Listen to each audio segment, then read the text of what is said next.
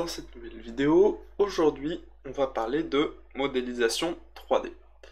On va parler plus particulièrement du logiciel Autodesk Fusion 360. Et on va voir ici comment on peut l'utiliser par des moyens un peu détournés, Fusion 360 sur Linux. Voilà. Il y a plusieurs techniques, notamment le lancer dans un navigateur web. Il y a aussi d'autres techniques comme d'utiliser la version Windows sur Wine. Voilà. Donc évidemment vous aurez tous les liens en description et on va aujourd'hui donc tester la version web.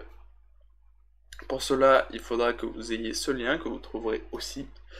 Une fois que vous allez cliquer dessus, ça va vous afficher cette fenêtre, il va falloir que vous vous connectez. Et une fois que vous êtes connecté, cela donne ça. Donc c'est une page web où vous aurez la liste de vos projets et vous pourrez en créer ici. Voilà, donc ils disent que le logiciel est un peu plus compatible avec Chrome. Bon là je vais vous le tester avec Firefox, mais on va aussi juste après le tester avec Chromium. Donc on va tout de suite créer une nouvelle conception.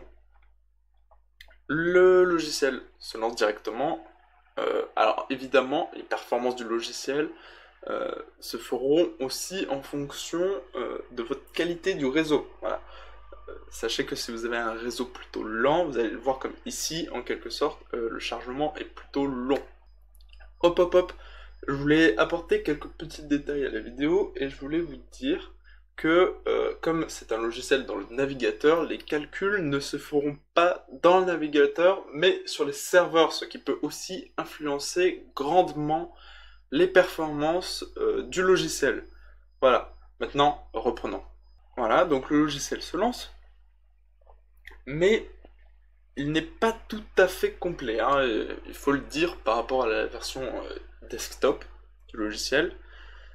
C'est pourquoi d'ici quelques temps, je compte vous montrer comment l'installer sur un ordinateur Linux en s'aidant donc de Wine. Donc, on trouve, comme sur la version desktop, des outils ici, avec des menus déroulants, avec encore plus d'outils. Donc on va essayer de faire une petite pièce, voilà. Donc là il m'a pas embêté, puisque j'utilise un modifieur d'agent. Mais si on retourne sur Firefox, hop, Firefox 75, Apply, qu'on quitte la page et qu'on recommence la conception, il va faire vous êtes sur Firefox, comme sur cette fenêtre, et ils vous disent vous êtes en train d'utiliser un navigateur non supporté, et donc il propose ou de fermer ou de continuer. Voilà, bon, moi j'ai pas eu de problème avec le Firefox, mais sachez que vous pouvez potentiellement en avoir. Voilà. Donc il vous met deux fois le message, je sais pas trop pourquoi, si c'est un bug avec mes extensions ou quoi, mais le logiciel se lance en l'occurrence. La manipulation après sur Chrome est la même. Et vous verrez que le message, on ne l'a pas. Donc, on se retrouve avec le logiciel. On va juste attendre qu'il se lance sur Chrome. On va dessiner dessus. On va essayer de faire, je sais pas trop, un dé avec des lettres, pourquoi pas. Allez, c'est parti. On va faire donc, pour cela, un center rectangle avec 50 mm de côté.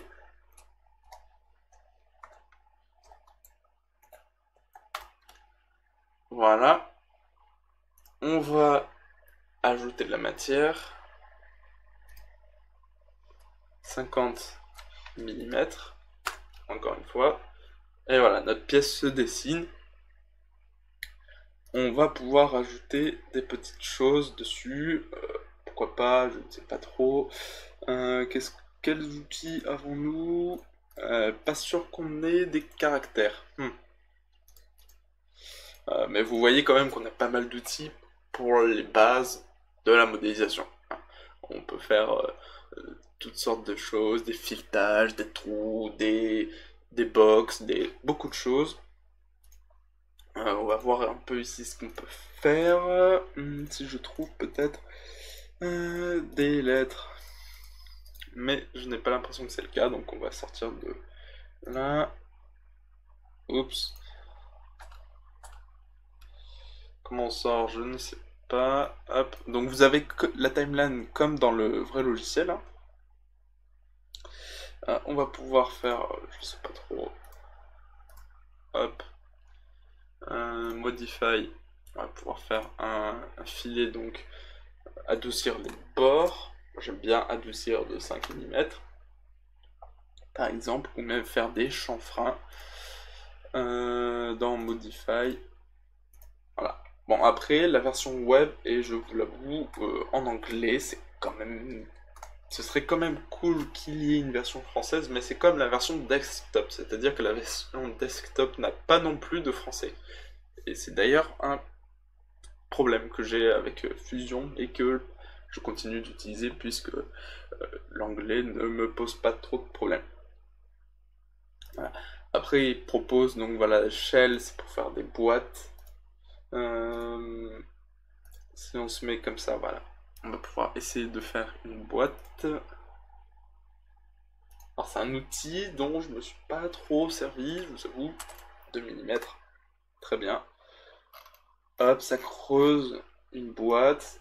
Vous pouvez, avec le cube en haut à droite, vous allez pouvoir modifier votre vue, choisir une face ou un angle, une arête. Et pour les déplacements, molette, ça vous déplace, mais toujours sur le même plan, sur la même vue. Et si vous pressez majuscule et en même temps la molette, vous allez pouvoir faire des tours et changer d'angle de vue.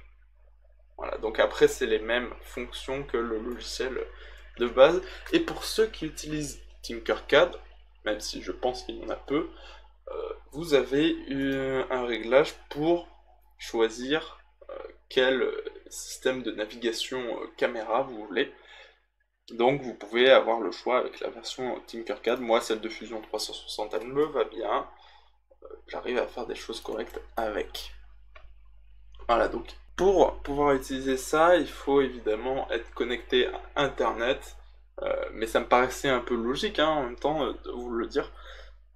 Et c'est, je pense, utile pour les utilisateurs de Linux et qui veulent faire de la modélisation 3D, évidemment gratuitement, mais au cas où, s'ils vous demandent quelque chose, vous pouvez ou choisir une licence éducation. Par exemple, mon lycée fait partie des lycées présents dans la liste. C'est le lycée Jean Mermoz, un lycée technique à la base. Donc, il propose une licence gratuite pour ces lycéens-là. Mais sinon, vous pouvez dire que vous êtes un maker ou une startup et la licence vous sera aussi donnée. Voilà. Après, pour avoir plus d'explications sur le logiciel Fusion 360, je vous mets aussi une lien dans la description de Heliox qui parle du logiciel rapidement en vous faisant une pièce tout en vous montrant et après en l'imprimant. Voilà. Donc j'espère que cette vidéo vous a plu. Si c'est le cas, n'hésitez pas à la partager. Et puis je vous dis à la prochaine. Salut!